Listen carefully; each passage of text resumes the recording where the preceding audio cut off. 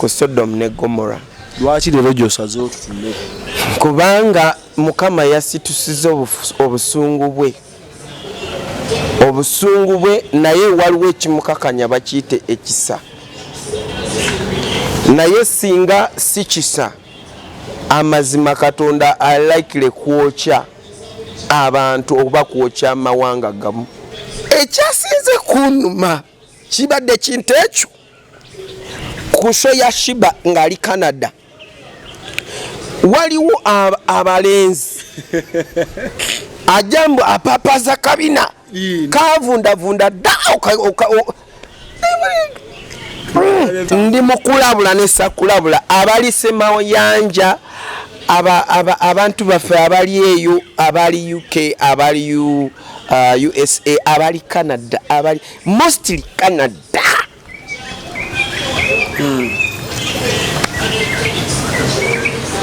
Eyo nsi Mukama agenda Georgia. In fact Mukama yampadde message eno kulabula ne sekulabula gwa abanda planning genda mukusiyaga oba bakusiyage vayo. Bano bajuli bajina abo muvunza bubina bw'abaana mwe namwe musooke muvunze abaside family zammwe. Mukitegedde ekyo nkyogera ate nina obuvumu. Juli mumusabire yali muweereza munnamu. Ekikwewunyisa twatambulanga kuyima. Yali ayimba bulungi oba akayimba kensinga okwagala.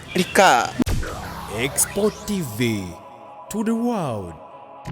Komyewo mu kitundu ekyokubiri n'omusumba Pastor Edward tukwongereyo mu kulyowa emyoyo nakizudde ti ebintu bino oluusi nze embeera neno n'ensaaga naye mwe abalowooza nti mba nsaaga mbitekinga serious era njiga cause ndi presenting abantu bangi niye njiga abantu bakyuka people are testifying. Yes. So si bya muzannyo bye mukola wano naje nagenze yerwengo nasanze obujulizi obutambula omuntu n'agamba nti nakyusa obulamu bwange oluvannyuma nalaba story bweti ku expo.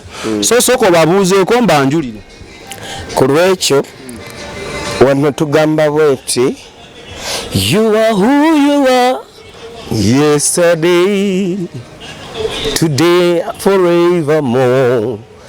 What you say is what you do. Yeah. You never change, you never fail. You are faithful to the end. Faithful God, I worship you. I worship you. Obujulizi kintu kirungi. oyimbi naye kanyimbeyo kemanyi. You are Yahweh. You are Yahweh. You are Yahweh. You are Yahweh. You are Yahweh. Alpha and Omega. Wow. Abonse saji. Mbele serious. Kakati. Gwensonga eyo. Twetaaga mutubulye mu comment section. Ngenda kuta album yange. Bwe mala kuta yange era tujja gitera ku expo. Abagala kuwagira Soda akole album ye. Muje mukole ki oba muje wange ku namba eje tugenda kusoma oba muje ku namba eri ya expo. Njagala Mukama asitule ba gospel artist muno mu Uganda naye esente zabula. Kati Soda ku album yo oluyimba olusooka audio ngenda musasula engalo ez'amaanyi abe nga tukubye engalo ne mu comment section mukubye engalo oluyimba olusooka. Yes. Proudly sponsored by ukasita we tufuna abantu 20 muwanise emikono mu comment section mugamba musumba album jite tugenda jita obanga temusiimye tetujja jita eyo eyange ate neye tetujja jita kitegeeza eyange weteebwa neyiye jakola ki musumba tukoze nga kijinja awo kubanga twetaaga ki support, you know, gospel music eri etambula ku pace ntono kubanga there's no promotion and sponsorship. Mubera mukama akuwa omukisa. Yes, that's all. Bless you. Yes. So ngate omuntu ngono yandibadde one of the biggest gospel artists in the country all over the world. Njogedde Luzungu. Nkawulidde okuba ensi yonna okutudde. Nina n'obuyimba bwange obw'Oluzungu nabwandika ne mbwerabya n'obwerabira. Amina. Okay, kati olunaku olwaleero tuli strict. Tugenda kwogera ku bigambo bibiri, Sodom ne Gomora. Bibuga bino byali ekimu bakitanga Sodom, ekirala ne bakiyita Gomora. Abantu bansumbuwa soko basomere ennamba yo. Okay, ennamba yange oyagala kusabirwa eba yo yakusabirwa kuka. Era mbeerawo nensabira buli muntu oba muli 10 oba muli bameka ndi kutuukako ku message yo eri +256 746 18 22 41. Isome mu Luganda. Mu Luganda eri 07 46 0746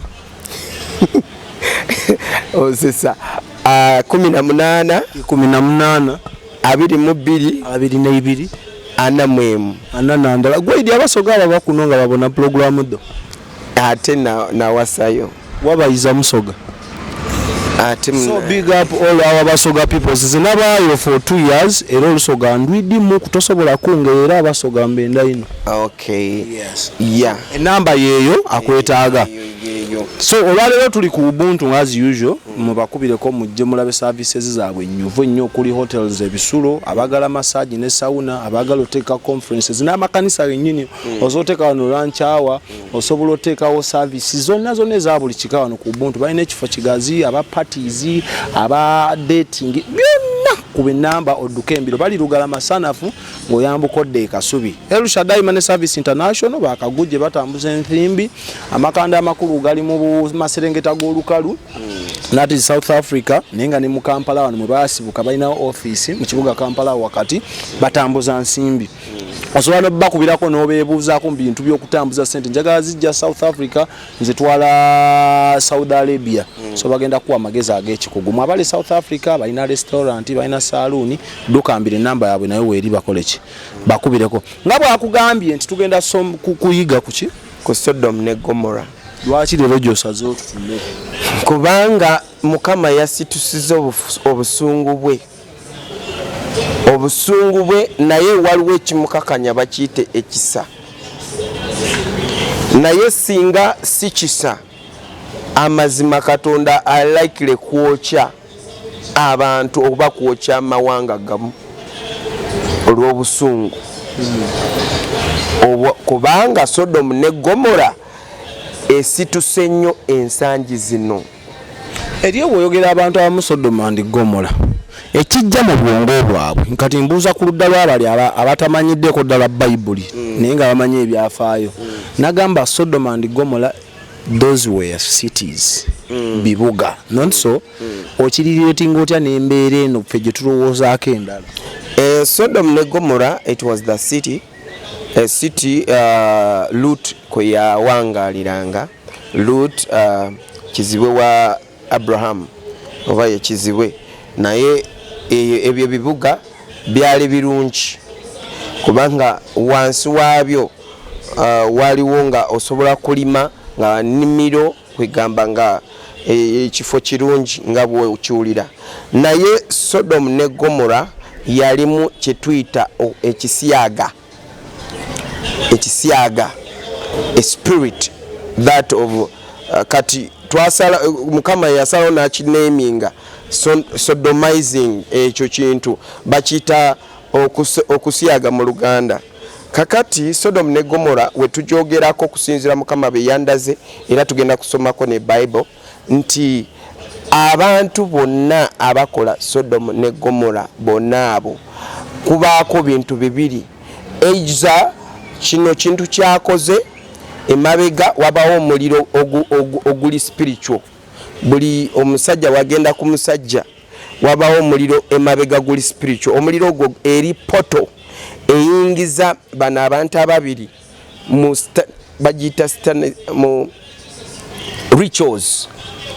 Kitegeera mu rituals za stand direct era abalogo ba wano tebasobola okuloga rituals z'abasyazi tebazisobola kubanga eno high principality of the devil eba level ndala yes okusuka kuno okusawula busambwa obuzimu obwokola obumandwa buno burubale buno bwe mulaba buno obwo bwe musinzo obwo manya bujajja bulamu obwo bakiwanuka mukasa budungu wa kuyiga wanti kati mbu yaleta yayiga sente besiriwaza waliwo ne gundi onani bamwesonyiwa wabalalu oyo bamweyana nywa buli kikazi oyo mulalu kati noddawo noli ku mulalu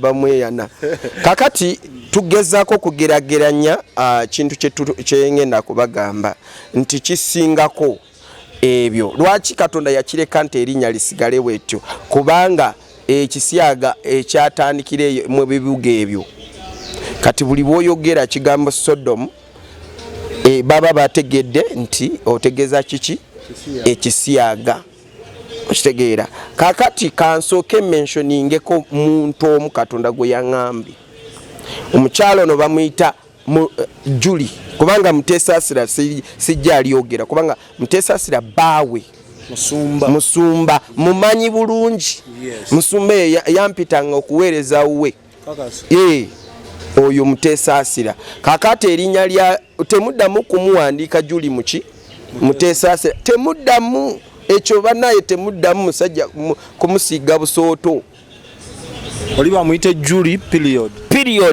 ababulire n'erinnya ddala kubanga yawasa jini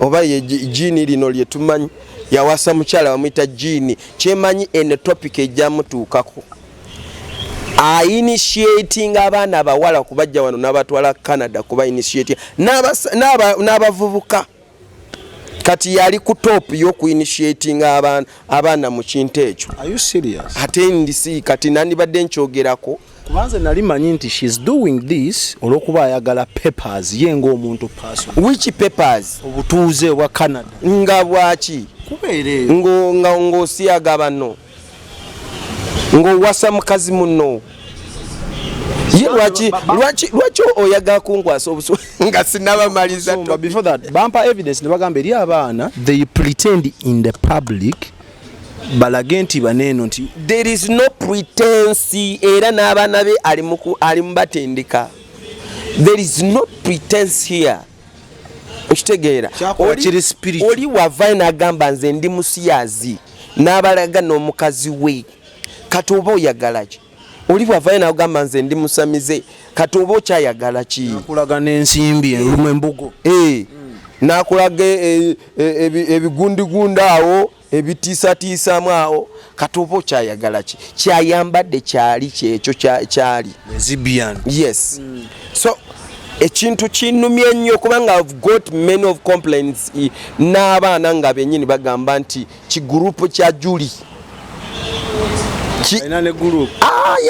abantu abeefuula bagala kubeera ba tiktokers b'amaanyi muwedde manya mwagala popularity ba influencers njagala genda Canada ofa owedde either bagenda kusiyaga either ogenda kusiyaga but era basooka kusiyaga naawe n'osiyaga bwekityo bwe kiba osooka ba bottom n'olyoka ofuuka top. Yes bwekityo bwe kiba. Hey, so this thing is real. Mu Uganda wano banaye kyasuse is too much. In fact obusungu bwa Katonda busituse.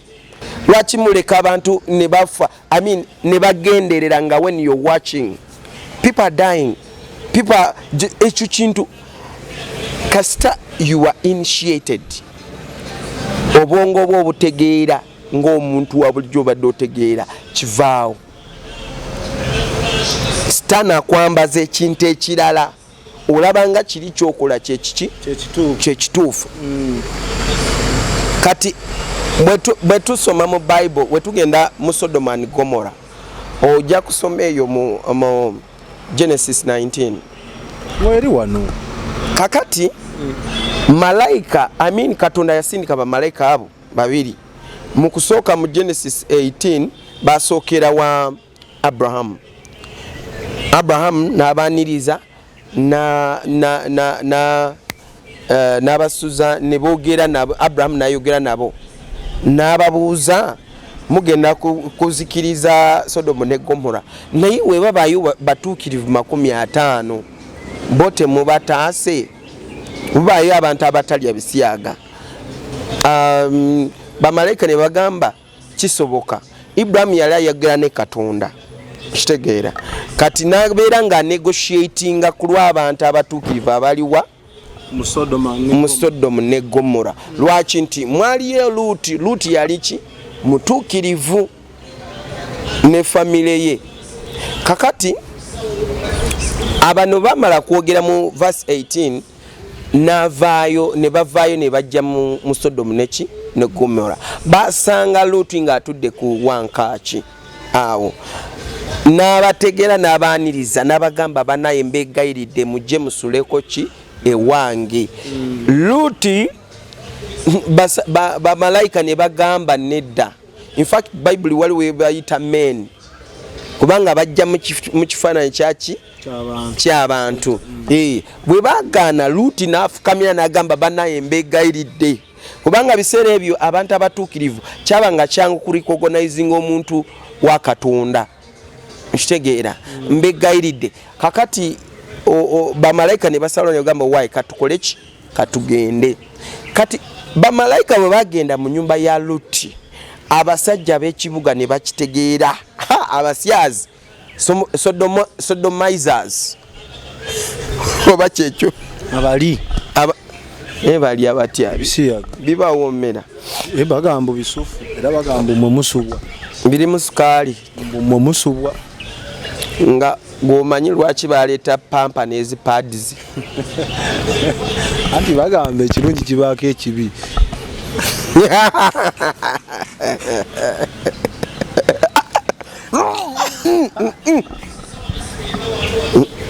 This is disgusting.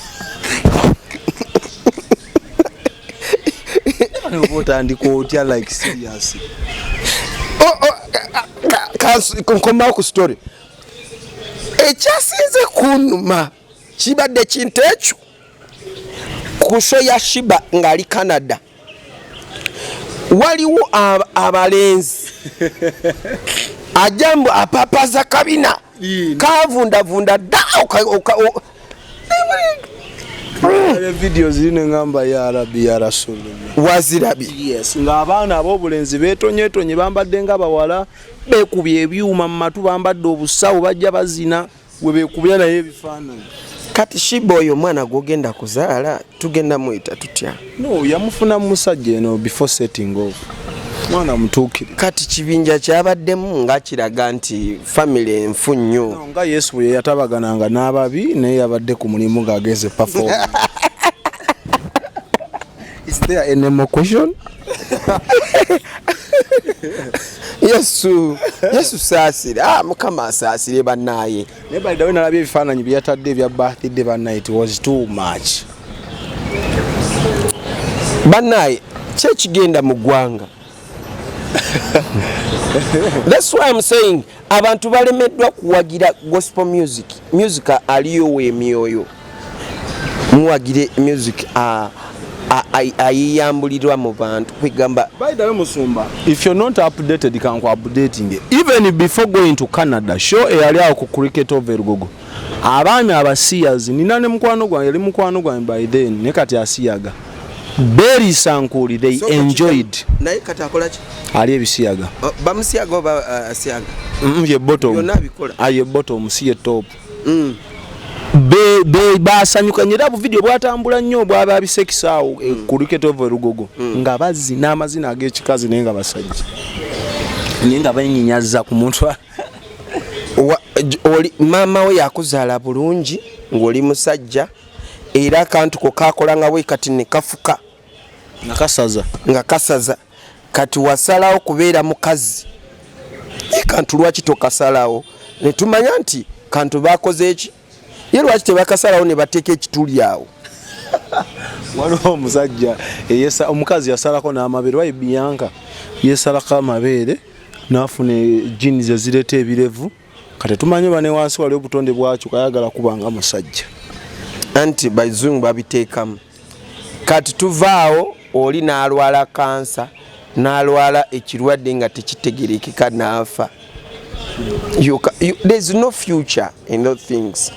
Kitegeera disgusting. Ogenda otya mu bbi musumbanyize musumbanyize bunyizi musumba Uganda. Bino obusungu bwa Katonda tebikakana. Omanyi omuliro gwayo totunatuuka mbadde nkyasengeka tuddeyo kubanga tugenda gimikisinga. Abasiyazi ne banyiga nnyo mu kibuga nga bawulidde nti bamalayika bali wa abagenyi abagenyi batanaba kusiyagibwa abakyali virgin. Yes, be baagala abo ne bajja abakulu n'abato ne bajja ne bakonkona Luuti ne bagamba Luuti tuleetera abo abasajja tusooke tubalyemu. Kyokka kumanya Katonda yali asobola kubasonyiwa naye notuuka kumanyira Katonda. Moreover, angels presents God. Abo baali bakambe ne Katonda nyine ava kweyisaayisaawo naye bali mulidde. God himself nga magala kusyaga banaye. Abo baali bakambe nnyo nga ne Yesu yeeyisaayisaawo mu makanzu wayebakiramu wano ku mazzi nga ku lyato omuyaga gujja asookoka bamulidde. Kakati the story moves on. Ono Luuti n'abagamba n'agulawo n'abagamba banaye mbegayiridde sisobola kubawa bano basajja kujjako kamba bwe bawala bange embeerera mubakole kimukola ki kimwagala kubanga Luuti yali amanyi already ategedde nti bano baki bamalayika yabayita we n'abafumbira n'emmere. Kino kyakuyiga nti buli woyita abantu we bakyalanga oba abantu ba Katonda bafumbire ki mmere balye basobole kuleka omukisa mmemme zaabwe zisanyuke. Katonda alya mwe mulowooza talya kati bamalayika tebalya wa Ibrahim bamalayika tebalya ente namba bagirya ne balyoka ne balagula ku Saara afune olubuto. Saara n'aseka. Saara ye yali mufumbi yafumba neewooma nebagamba waawo tuwoomeddwa. Eggulu lijja kujjawo nga lyagala kulya lisooke lisumulule ebyakwatawo bwavu buno mu Kampala. Kati wono oyisigala ng'oyimba obwavu era bujja kwesibako. Kanywewo olwekyo omwavu kanywewo olwekyo weeyita lwavu ojja sigala nga ki nga mwavu. Bayibuli egamba omwavu agambe ndi mugagga omunafu nti ndi w'amaanyi. Yes, omulwadde agambe nti mponyezebwa, omulema agambe nti ntambula. Okitegeera. So that's how it was. Luuti n'abeegayira ne bagaana. Kati ne bagamba gwe Luuti tugenda akukuba. Balumba Luuti bamalayika ne basikayo Luuti ne bamuza mu nyumba. Kati Luuti bamalayika ne bakuba abana abasajja bonna ne bakuba kye tuyita blindness ne babakuba amaanyi agabaziba ki amaaso ne baziba ne batandika kuwamba nti Luuti otuloze Luuti twatumanyi nti oli wa Katonda kumbe oli mulogo. Ne bawaamanta bwe bakola ekyo ne bagamba Luuti kwata mukyalawo n'abaana bo mudduke tetugenda kwokya ekibuga kino paka nga musoose kola ki kuvaako. Kitegeera ne bakwata Luuti bamalayika bamu malayika omu n'akwata n'asooka n'abaddusa emisinde. Kati Luuti agenda kugamba abakoddomi be nti bannaaye muve mu kibuga bagenda akola ki ekyokya. Nga bino bye tuwulira enjiri bannaye mulokoke eggulu lya ddala nga tebawulira bajerega bujerezaga balaba ono ani asobola kwokya ekibuga kino kyonna ani alina amaanyi ago yangamba teri nkomerero ku nsi mukama yeebazibwe nawe n'okikiriza yangamba naye n'okukikiriza okufaako ye enkomerero katonda atonda ensi ng'egenda bbeerayo paka yamala obutonzi takyalina kyakyusa era nga asoda kuba mmere yo mbu tosiiba emmere yange seraliikirira nkomerero kintu kujja kusaanyawo nsi kati mbu ye bw'afa enkomerero ebeewedde n'abeerayo mu ntaana si gye emizimu egijja kusumbwa ab'ekika nti buli omu ajja naŋŋamba kyayagala yagaana kufa asigadde awo afudde ali awo tagenze mugeyeena tagenzewa kati ali mu kutulugunya banne amazzi gangenda mu nnyindo muzzukulu okitegeera so lwaki kyengezaako kugamba nti Sodomu katonda bw'aba nga tutadde ffe nga tuli mu Sodomu ayina obusobozi busooka kututolosa ne tuvaamu abatuukirivu ne tukivaamu ekibuga n'alyoka akola ki kyayagala akola ki kukola era baba badduka bakoddomi bwe yabagamba bamugamba naawe twala eri weeroosa weerabisa omukozi batugamba batya oli mulalu mwogera byaki byakiramusujja giri kuba ne weebuuza abo bajjajja baabwe batuulako kiki ekibabaako empewo eno eyita emandwa abakulu baba batembeddwa kikola ekyokutembwa ejjoba bannaye leero tukubye eno neeno tukubye ekinene nekyawansi ensonga eriweti nti omulogo baba nga yagala kuloga ayinza okwegomba ttaka lyo tekitutalina ensonga lwaki abakuloga just ayinza okulaba kasoda kalungi ye lwaki kali kalungi kankaloge naye nga abakyala abakulu baloga abasajja bashuga dadi bakozesa ssente abakazi abakulu ssente kati waliwo abalwanirira ka Expo TV ye lwaki tetukaloga era bagezaako kaloga ka TV kaveeko ye lwaki kalina ba viewers bangi oli kyekimulumya omutwe nga ye buli kadde wajja kucekinga wano acekinga ba viewers waliwo video etatambudde yagamba wewa eddogo lyakoze tugende maaso ne Sodoma ne Gomora kubanga si byonna tubigatte musumba atugambye tugenda kusoma era nawe alina Bayibuli kati tugenda yambako atalina Bayibuli kati lunyiri eyo nnyonnyodde story envuddeyo kati ndooza ndi mu lunyiri lwa 6 oba lwa 7 eyo mukama yeebazibwe ize mukama yampa ekisa nti obubaka kuva lwenova mu ggulu nsoma obubaka ate nefuna okubikulirwa kuli mu bubaka obwo ate mukama n'aŋŋamba n'ayogera ekyova mbagamba kyatanabakukiriza tetukiteeka ku kyano kakati badduka bagenda mukama n'alyoka asumulula omuliro kuva mu ggulu mu bibuga bino bom nga ziva mu ggulu okitegeera nga zaaka ziri bomu yakubanga mu kibuga neyingira wansi mailo namba mutaka nesikula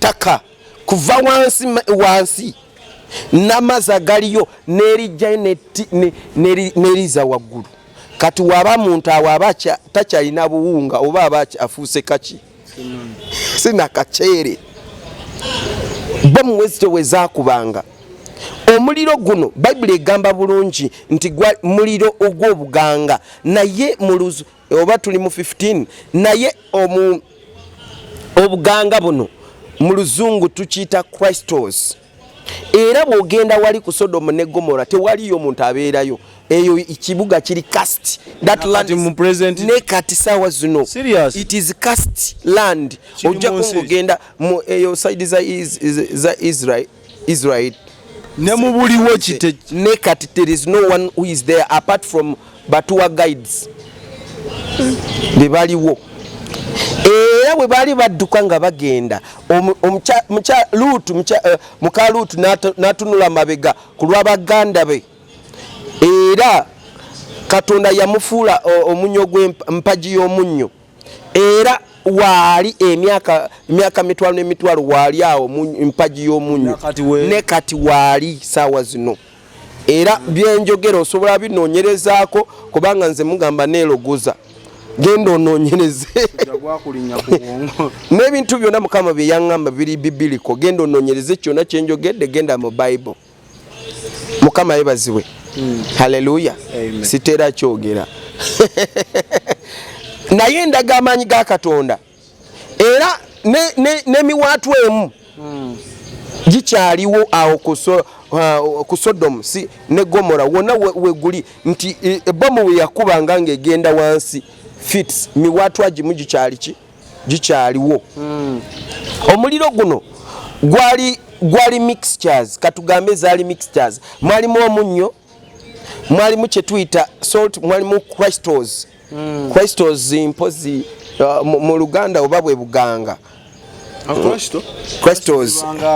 Empeke. Crystals. Yeah, crystals, yeah. Like that. Omuliro wekito bwe gwali. Kwegamba mu ngeri yonna ofuka muchomo, n'ofuka muchomo n'osirira, n'ofuka avu n'ova muvu, n'ofuka munnyo. You understand? Yes. Ndabo yaga kusoma. So anti ndi waneno bagamba the legendary cities of Sodom and Gomorrah are believed to be located in the area of Dead Sea, which is in both Israel and Jordan. Exactly. Yes, be part of the Dead Sea. Kale lero soso uli ku Dead Sea. Dead Sea enyanja eyo bwegenda mu ekintu kyonna kifa bufi. Ensonga lwaki bagiyita ki? Dead Sea. Erimu orunnyo, omunnyo, amazzi tosobola n'oganywa, gakaawa n'ozofa bufi. Kati oli mu kunoonyereza taata. Namwe munoonyereze kye twogerako ge mazima. Ekiva mu kusodoma mu kuyita bannammwe mabega mu kunyumirwa ssente z'ekisyaga, bannaye nga muziridde. Abantu bafunye ssente. Anti mmwe mwerya abazungu ne musindika firimu mu bazungu ne babaweereza ki ssente. Bwekityo bwe bakola abo bayaayi, golowooza bakola kyamaanyi. Obunafu, laziness, mu promoting a stand temwagala akola. Mwewaana nti fe tulina zikalina naye ssente muziryamu ki ebisyaga, mugenda kuzikirira bwe mutaalokoke. Gwe sooka ove mu kunoonyereza, noonyereza nga tuvudde ku seeti, njagala bibuuzo. Bakusoma ku mpagi ey'omunnyo bagambe a pillar of salt named Lot's wife is located near the Dead Sea at mountain Sodom in Israel. The second one is shown to tourists across the Dead Sea in Jordan, not far from the rains of Teza jebiri bino byensoma bya present. Mukama yeebazibwe. Anti gwolowooza bibaayo. Timba nina okunoonya manyi. Kuba abaana batera okumbuza ne soda. Gwe nga gwe kuntegeerayo abantu ebintu byagamba gwolaba bituufu. Ate kati nze nkuddemu ki? Nze zangambe nayoereseddwa nabaddeyo. Tuwabaddeyo. Gwoba kutubuza ebibuuzo. Gwe bikwala babigana. Banne Katonda afaanana bw'atyo. Nawe jangu bakubuuze jjajja bulamu bwafaanana atya. Mutugamba mbusimanyi tuli mu kifaananyi kya Katonda. Otusoma ebyafaayo mbu twava mu mazike. Kiteeza Katonda zike. Mu Prophet Mateyo yalagula nti ono saalawo mbu gwagenda kuwasa. Mbu ate mbu yatuuka mbu Saala n'agaana. Musala Sala yagaana naye prophet yagamba okusinza ku maanyi gaalina ono yalina obusobozi okucontaininga amaanyi agamuliko yepanka. Genda owase va mu bintu ebyo bajja kutwala mu wa Sodomu oba toyagala kuwasa. Muvubuka muto. Lamasala we yagale ne baawo yotakumanyira. Anoonya namugamba batu kigira kiggwe. Kati lwaki Sala wagana Matayo? Katufuna tubabuze Sala alina answer gye yampa naye sobola gyogera ku mpewo cause eri negative towards him. nenga naye kati naye alina no ne serious note cause era twali tugenda kukola story yo naye tulabanga it is unnecessary. It is personal. Yes. No, sina personal tekyetaagisa kuba Sarah yatuwa ensonga zena naye zinafuyamu omukulu. Mukitegeera so sisobola zoogera ku mpewo naye nze namanya lwaki tasobola kukola ki mufumbirwa ne mugabo bagwe ye tasobola nziwendi. Kati musajja mbu mizimu gye gyamulaga nti kati gwagenda kwaza agenda kuva bweru. Matayo no yagamba okusinza kuyogera yagamba alina owasa omuntu either nga albino one oba si kyo ng'aliko amaanyi spiritual power spirit courage emizimu like empewo ez'obuzaaliranwa nonti bino ebigulwa oba si kyo omuntu ali mu kikula kya Saala ng'alina blue eyes with that baali bino gye bali banja tuveeko kakati Saala ne mugamba oba oganya olinze wendi saana gamba onsaaga ate ba arabima mwegendereze nja kusaadaakibwa naye abo abantu abo kyeki nze sirabanga ntaana y'abalubino soko veyo eyo tujja kukola topiki yaayo ya albino soko olinde tudde wali abantu tubali mukulukutira wali ya ekisyaga we kyava ne kiki ekisobola kivaamu nali manyi nti Katonda yasaanyawo ekibuga n'abange ey'embala yonna agikomeza kona ne kaana nakawere na buli kimu kyonna lwaki byatutuuka nga byonna yabisaanyaawo anti munaaye ekiri spiritual stani ono stani yennyini ya amaanyi ge gamu gava mu ebyo mu kugenda mu byeyo mu byawonya kalimbwe astagfirullah walabako musiraamu n'awasa mukyala nti tamulabye baddamu kutegeera nga mulenzi walabako myaka gyedda story nagirabako yamwanjula nga yali tamutestinga kwegamba atwala kipyasa bukulule yali tamukwatangako ngati bino byebeesiwa obukayakaya ne byegalira muli obanga komando oli mu nsi yonna nga tolina mirembe buba okwana munayi kankubuuze kyogamba tosobola kulaba nti lino libeere ly'amazima kati era eri abantu be balabiranga n'obeeraawo ne bakuleetera edduuda ne balikubirawo nti Pastor Edward kiana kiwala kiki senga bwe bagenda kwanjula senga yali tamanyi ntono mwana musajja yakebera gundi muddu wa Allah kugomoloddeko ekyengera nti musiraamu yahe edduuda lirino ate obutasobya ddiini mulina kusooka kuwoowebwa then olyoka okwate ku ssemateeka akawaayiro 10 Mukama yeebazibwe. Amin. Biki ebiyinza okuddirira kuba ekisiyaga kitambula amazima kirinya speed ku kitambula ndi mukulabula ne sakulabula abali Semayanja abantu baffe abali eyo abali UK abali USA abali Canada abali mostly Canada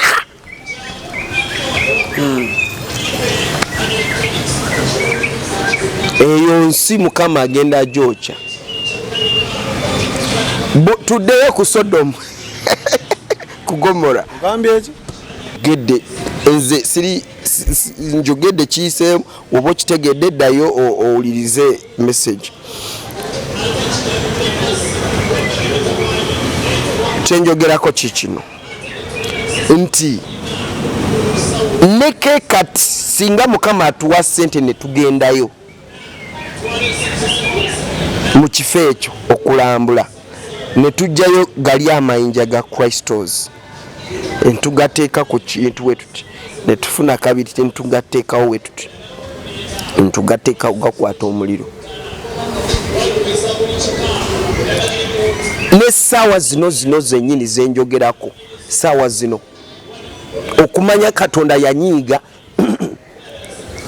ekyasinga okuneewuunyisa muliro gwabanga waggulu ne gutonya ne gwokya abantu naye bamalayika tegwabokyanga balingamu of course they have by no accomplishing a mission okitegere Bible tegambangako nti bavaamu ne babeera bbali w'ekibuga muliro ne gujja bomu zakubanga nga mwebali kumakinga sure ayagala kutoloka komawo wano Canada gy'osimbyemu olunwe zezimu ku nsi eziri peaceful bw'osoma history w'ensi eno n'enkula zezimu ezirina eddembe twawokulira entalo ensi gye mmanyi esingamu okubaamu eddembe eziti Switzerland. Ninawo lwaki ozizaako Canada tukole topic ndala leka nfokasinge ne Canada eri kuba ogambye ekisiyaga kiri nnyo Canada era n'ogamba Katonda agenda gidestroyinga so ffe omanyi naffe n'abafa abatabeera mu Bayibuli abatali bakkiriza nnyo tukola analysis waffe ne tugamba nti Uganda etabikkiririzaamu mubonaabona omusajja abafuga eyakatandika naye eri egamba mbu eri ebisiyaga bali mu seeyeeya namwe mutulekemu kyogamba wano tewali seeyeeya anti buli omuseeyeeya amulaba mu ango wano omuntu olya n'ovuma n'okuvuma n'okola buli kyoyagala abantu tukaaba omusolo gwereeze abaana tibakyasoma amabanja gavumenti amabanja agatuli mu bulago bamanerenda abatuli mu bulago ogamba seeyeeya tetukyalya na ku mpuuta tuve ku gavumenti tulya molokoni bannaye tonkubya n'ogimanyi vaayeeyo kumanyise nga wama omusolo gwe batujjako wano kwekisipo genda nange kunkaabya lindako mwina gavumenti bbiri wano mu Uganda kyogamba tozimanyi twina His Excellence Bobi Wine oyo abeera atola magere twina His Excellence President Kaguta Museveni aka tibihaburwa kati ati mwagala ne president wokusatu kati tuveeyo tujja kukomawo ebinya mu luguudo bannaye sokuve malwaliro ensomembi tusetolinge tuka ku nsonga z'abankuseere tusimbawo eŋŋumi eri mu parliament bakubye zaako ebinya omusajja atugambye Maulana okumala eŋŋumi eri yabadde solid leero zaake bamugamba ani yakubya gamba Nambooze ani yakubya nti ate empuga yeyankubye bamusanga luli eri kagamba ate sipiika yeyankubye eŋŋumi eri kunyoka mu parliament. nze prophecy yange eya parliament oba bampise mulala oba ki unless those people they listen to prophecy never sabirwa nothing will happen to them. Tudde ku Sodoma abankuse tunyiga nnyo when it comes to our country we are the freedom fighters abaana abo abenkyukakyuka bakangagala oli yankubidde esimu nanga soda bukifo kyokyaza abenkyukakyuka oli kwabo mbusimanyi nagenda mu ggulu ne mugamba gwabyogere oli ludda nti ndi Kenya ne mugamba jangu nawe byogerere ku sweti ze Kampala oli Kenya owaganza ali Lugala bakube noyimirire ekasubi nonkubira esimu nola soda oli wandiruga koye tusimbule awo nsimbula niyo oli Kenya la haula oliwa oli Kenya owaga soda yangambe leta kubenkyukakyuka kakati soda wabanga tumuwe program ze nfuke programa ayogere ku byabamugambye ate mwelaba mbulako katini nina omusajja gwe nesiga alittaka naatera okuŋŋamba ki kyemuli ajja kuŋŋamba soda ezo diversion project nina sipayi wange gwe nesiga ali Butuluuki teacher akola kata akola spy era kasaana ŋŋamba soda ezo project they are causing diversions no stopping nawe oyagala migo nja kusaba Mukama ekirungi bagambye tubajjako stress I think so nani ati kikuyambako oyiga okwesiryasinga ennyo yeah so kyengeza okubagamba nti Katonda bwanyiga asanyawo n'akawuka kali mu kitundu ekyo n'emiti yadde yagitonze n'ebisolo na buli kantu konna abatayagala kukalabako.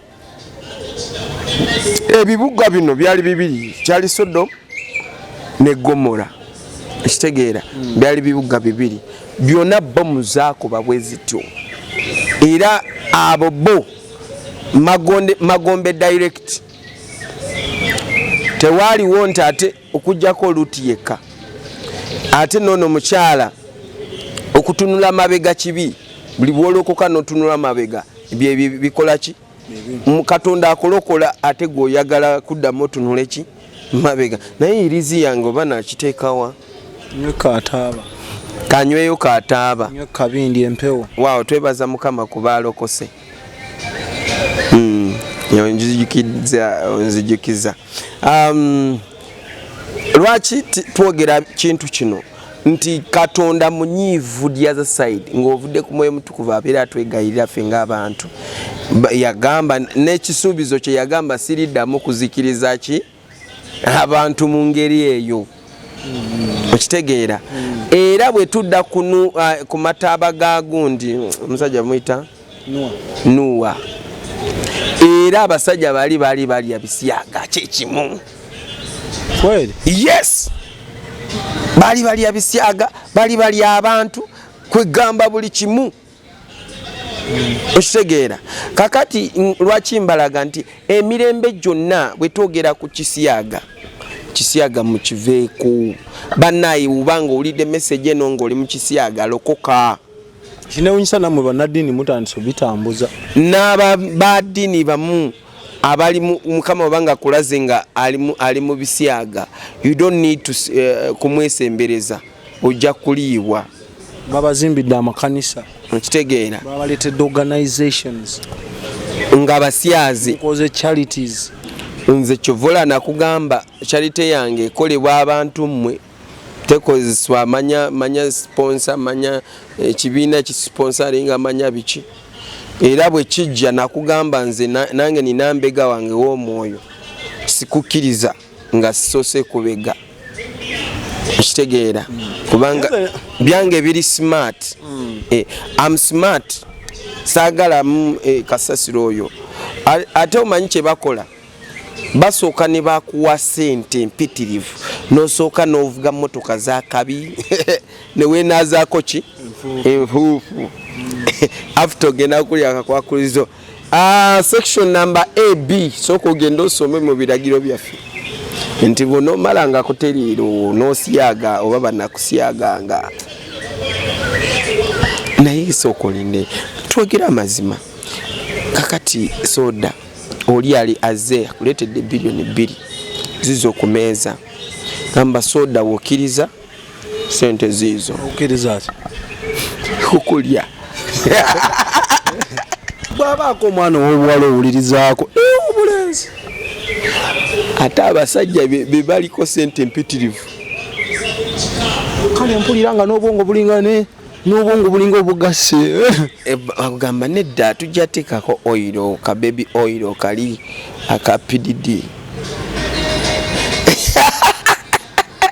tusiibule twongere waliwo programu y'ebikere bya Farao infact eno etututte nnyo tusiibule abagyetaaga mujagisaba naye era siro osobola okusiibula ng'olabula owoningako nze ndaba ebisyaga birinya ku speed nene mu masomero naddala ago agasingo genders infact mukama yampadde message eno kulabula ne sekulabula gwa abadde planninga genda mu kusyaga oba bakusyage vaayo bano bajuli bajina abo muvunza bubina bw'abaana mmwe namwe musooke muvunze abasaidi family zammwe mukitegedde ekyo nkyogera ate nina obuvumu juli mumusabire yali muweereza munnamu ekikwewunyisa twatambulanga kuyima yali ayimba bulungi oba akayimba keyimba kensinga okwagala lika musajja kyoyo gwe yawe juli mbuulira tubireko ebyo tudde tugale nze ndabula buli muntu yenna ali mu kisyaga waliwo abakikooye kubanga nawe tobyagala olusi bakukaka kubanga ngenda kuleetayo topic mukama gye yandaga nga Michael Jackson si mufu nga bano ba PDD n'abano manya 50 cents bafojinga nga kufa kwabwe those they are immortal they will not die bajja kusigala ngeyo mu miwaatwa gya Hollywood ng'obumenke bo bali kati bafuuka ekintu ekirala bafuuka sitaani yatula mu mibiri gyabwe tebasobola kufa ate tebeebaka kye bafuuka kyekyo njogera ku ba generals waliwo n'abalala abali mu politics abali mu music industry ati kati P akoze nnyo ku initiating abana ba Africa bana ba East Africa bano ba celebrity bemugenda mulekaanira ekintu ekifo ekyo ky'okuleekaanira kiva ku top kiva ku Michael Jackson genda n'okola ndagaano n'okkiriza n'osiyagibwa oba ne bakusiyaga kijjawo ekiti kikugoberera kyova olaba gundi wakuba kayimba akubeera ku mutima enyimba ze muliko za bisyaga muwuliriza B onyize bunyize esigala A B esigala B kati ngambye B sigambye A okay kansiibule mukama abampeera omukisa muve mu bisyaga mulokoke Yesu abeetaaga genda weeri magondo bwe gali n'eggulu gye liri omuliro gwe guli gugenda kubookya nga Katonda bwe yanyiiga mu Bible yonna omuliro gukyasinze kubeera gw'amaanyi gwe gw'okwokya Sodom ne Gomora. Mukama abampeera omukisa twesinganya mu paati y'ebikere bya Farao. Video eno ndagiwako mukwano gwange oyo gwe nkugambye asiyaga gwe basiyaga tonkubya nze mukwano gwange sigenda mwogera linnya naye ndamuwa video eno mugambe nkola aba ku video eno omwana yekuba ne make up anyway mubere bulungi tusisinkane mu story endala muzisiyalingi bwolabange ekola sense at least baako omuntu ogwo gwowa link at least nayo omusaving for now bye bye. Export TV to the world.